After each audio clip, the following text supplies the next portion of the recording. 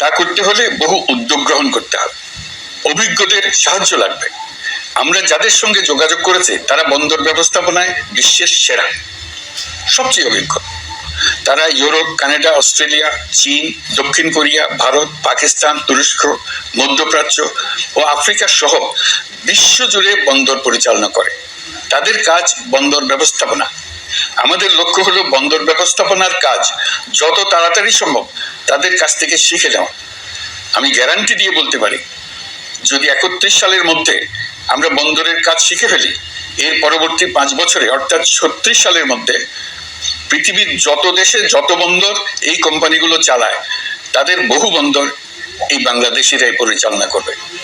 আপনারা যে বন্দরেই পা দেবেন দেখবেন সেখানে বাংলাদেশিরা আছেন। বহু লোকের কর্মসংস্থান হবে, বহু লোকের উপরে ওঠার সুযোগ হবে।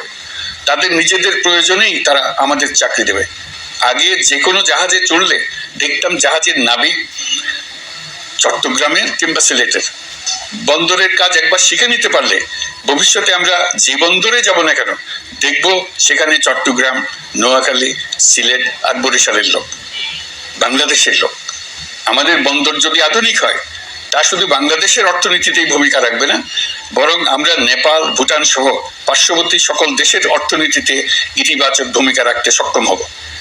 এই বন্দরই হবে অঞ্চলের অর্থনীতির সমৃদ্ধির চাবিকাঠি। কুমিরা থেকে টেকনাফ পর্যন্ত নানা বন্দরের কর্মচাঞ্চল্যে সমগ্র উপকূল অঞ্চল দক্ষিণ এশিয়ার একটি গুরুত্বপূর্ণ অর্থনৈতিক প্রাণকেন্দ্র হিসেবে প্রতিষ্ঠিত হবে।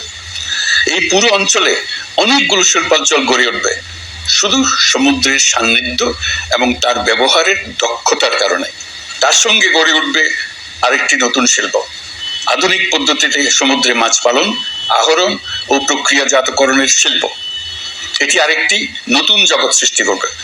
এই ব্যাপারে আমরা আমাদের বন্ধু দেশগুলোর সঙ্গে আলোচনা শুরু করেছি এবং তারা উৎসাহ সহকারে সাড়া দিয়েছেন।